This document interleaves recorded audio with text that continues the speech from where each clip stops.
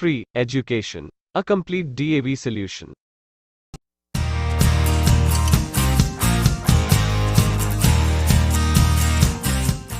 Dave School. Class 8. Unit 3 Civics. Lesson 16. Our Constitution. Here we solved the exercise questions of this lesson. Let's start. First we do something to know. A. Tick the correct option. 1. In a parliamentary form of government. A. The executive is answerable to the parliament. B. There is no relationship between the legislature and the executive. C. The president enjoys real powers as head of the state.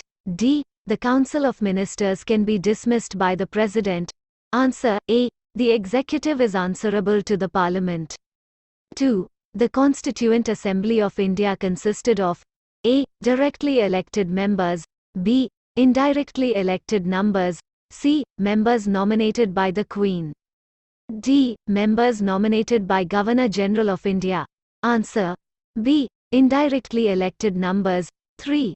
Most of the provisions of Indian Constitution can be amended by A. Simple majority. B. Special majority. C. Special majority with ratification by the state legislature. D. Simple majority with ratification by the state legislature. Answer B. Special majority. 4. Freedom of religion makes India A. Socialist state. B. Sovereign state. C. Secular state. D. Republic. Answer C. Secular state. 5. Which one of the following statements goes against the spirit of federalism in India? A. India has a written and rigid constitution. Next question is B. Powers have been divided between the center and the states. Family is the basic unit of society. The government at the center is India very strong. India is a vast country with various India physical, has an independent cultural judiciary and social diversities. Answer 3. The government at the center is very strong principles and laws acceptable to almost all. 4. England is not a republic because its head of the state is Queen. 5. India has a single integrated judicial system. Next question is C. State true or false for the given statements. 1. Mohan is a Gujarati and lives in Himachal Pradesh and has a dual citizenship. False. 2. The President of India has the power to remove any judge of the Supreme Court. False. 3. There were 15 female members in the Constituent Assembly of India. True. 4. A constitution is called rigid or flexible on the basis of the procedure for its amendments. False. 5. India is a sovereign and socialist state but not secular. False. D. Answer these questions in brief. Question 1. Cite 3 examples to prove that Indian constitution is quite dynamic. Answer. Whenever the need was felt, the Indian constitution was suitably amended according to the relevant demands to achieve national goals or to eradicate certain evil practices. Abolition of privy purse, nationalization of bank, reservation for OBCs, right to information, right to education, reservation of seats in the local self-bodies for women are some examples which prove that Indian constitution is quite dynamic. Question 2. Identify any 3 provisions which make the Constitution of India rigid as well as flexible. Answer. A constitution is called rigid or flexible on the basis of the procedure of its amendments. A rigid constitution is one that cannot be amended easily. On the contrary, a flexible constitution can be amended easily. The strength of a rigid constitution is that it is stable and is a guarantee against hasty changes. A flexible constitution is considered progressive in nature and helpful in the development of the nation. Keeping this in mind, the Constitution of India is a combination of both rigid as well as flexible. Question 3. India has a parliamentary form of government. Give any 3 examples to support this statement. Answer. India has a parliamentary form of government both at the centre and in the states. In a parliamentary democracy, there is a close relationship between the legislature and the executive. The Council of Ministers is constituted from amongst the members of the legislature. It holds the office as long as it continues to enjoy the confidence of the legislature. In a parliamentary form of government, the head of the state, the president in case of India, is a nominal head. Although, he enjoys many powers, but in practice all these powers are exercised by the Council of Ministers headed by the Prime Minister. Question 4. Why is Indian Federation called quite unique? Explain. Answer. In the Indian Federation, the central government, which is also called the Union government, is so powerful that at times it appears that India is not really a federation but a unitary state. However, the Constitution of India has several features of a federation combined with the elements of a unitary state. Some people describe India as a federation with a very strong central government. Question 5. Explain the procedures of amending the Indian Constitution. Answer. 1. By simple majority. Certain provisions of the Constitution can easily be changed by passing the amendment bill by simple majority, which means the bill should be approved by a majority of the members present and voting in both the houses of the Parliament. 2. By special majority. The amendment bill shall have to be approved by both the houses of the Parliament by a. Absolute majority of total membership and b. 2/3 majority of members present and voting. Most of the provisions of our Constitution are amended by this method. 3. Special majority and ratification. After the bill is passed by special majority in both the houses of the Parliament, it may be approved by the legislatures of at least half of the total number of states. Answer these questions. Question 1. Describe the composition and contribution of the Constituent Assembly of India. Answer. The Constitution of India is the result of serious deliberations of a representative body called the Constituent Assembly, which was an indirectly elected body. Most of the members of this Constituent Assembly represented Hindus, Muslims, Sikhs, Anglo-Indians, Christians, Harijans, Parsis, etc.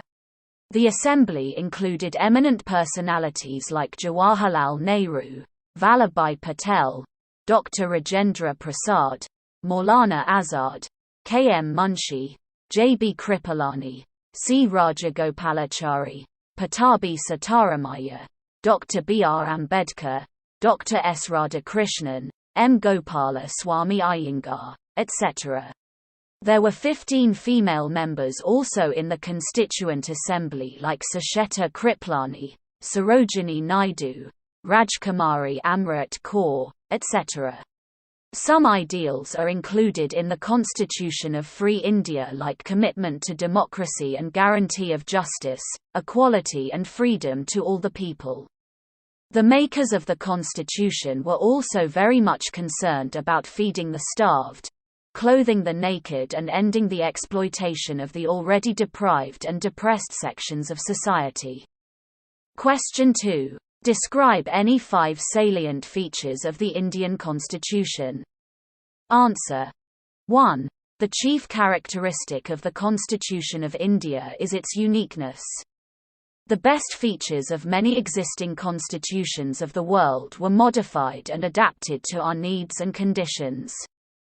2. The Constitution of India is the lengthiest and the most detailed constitution of the world. It is divided into 22 parts and has 395 articles and 12 schedules. 3. Indian Constitution is a written constitution. It was drafted and enacted by the Constituent Assembly, especially elected for this purpose. It was presided over by Dr. Rajendra Prasad. Dr. B. R. Ambedkar was the chairman of its drafting committee. 4. It is called rigid or flexible on the basis of the procedure of its amendments. 5. It is not only a sacred document, that is, a framework for democratic governance, but also an instrument that may need modifications. Question 3. Mention any 5 purposes which the Constitution of India serves towards strengthening democracy. Ans. The Constitution of India serves the following purposes. I. Defines the nature of a country's political system. E. Provides certain significant guidelines that help in decision-making within a democratic setup. E. Lays down rules and provides safeguards against misuse of power and abuse of authority which leads to gross injustice by those in power. IV. Guarantees certain rights based on equality to establish social, political and economic justice. V. Ensures that the majority group does not dominate the minorities. VI. Guards our national interests. VII. Does not allow dictatorial or biased decisions which may change the very basic structure of the Constitution. VIII. Plays a crucial role in democratic societies towards the achievement of desired goals. Any 5. Question 4. Why is the Indian Federation called quite unique? Explain. Answer. 1. India is a sovereign state because the country is free all external controls. Internally, we are free to take our own decisions. No other country can dictate its policies or terms to us and nobody can interfere in our internal affairs. 2. India is a socialist state because socialism is one of the national goals to be achieved. Thus, India is against exploitation in all forms and will try to establish economic justice, without being attached to any particular ideology. 3. India is a secular state. All religions enjoy equal freedom. No discrimination is made on grounds of religion. Right to freedom of religion is granted by our Constitution under the Fundamental Rights. 4. India is a democratic state. Our government is elected by the people and the administration of the country is carried out by the elected representatives of the people. The government is run according to some basic rules. Question 5. Why do some people say that India is a federation with unitary features? Explain with the help of any 5 constitutional provisions. Answer. The Constitution of India has several features of a federation combined with the elements of a unitary state. So, India is also described as a federation with a very strong central government. 1.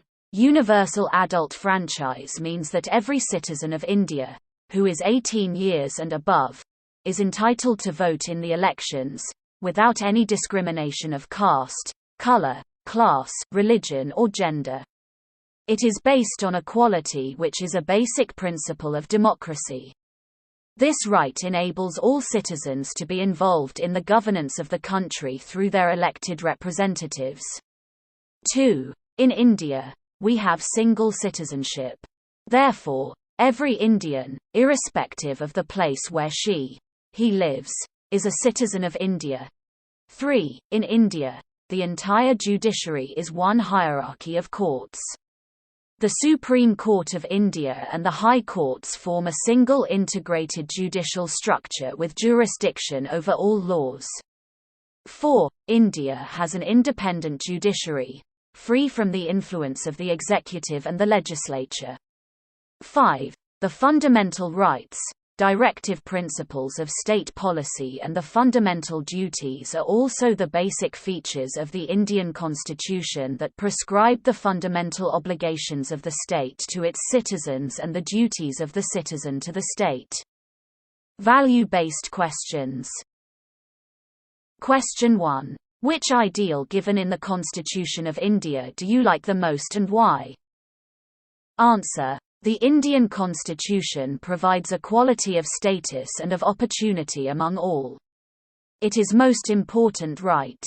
For example, the voting right enables all adult citizens to be involved in the governance of the country through their elected representatives. It is based on equality, which is a basic principle of democracy. Question 2. How far have we achieved these targets, ideals? Answer. On 15 August 2021, India celebrated 74 years of its existence as a free nation. Some ideals are included in the Constitution of Free India, like commitment to democracy and guarantee of justice, equality and freedom to all the people. But despite constitutional guarantees, in some areas the deprived and depressed sections of society are still facing violence and discrimination. In many parts of rural India they are not allowed access to water sources, temples, parks and other public places. And despite the secular ideals enshrined in the Constitution, there have been clashes between different religious groups in many states. The gulf between the rich and the poor has grown over the years. Question 3. Suggest any 2 ways to improve the condition of the deprived sections of our society. Answer. 2 ways are: 1. Providing them food and clean water. 2. Clothing the poor. 3. Ending the exploitation against them.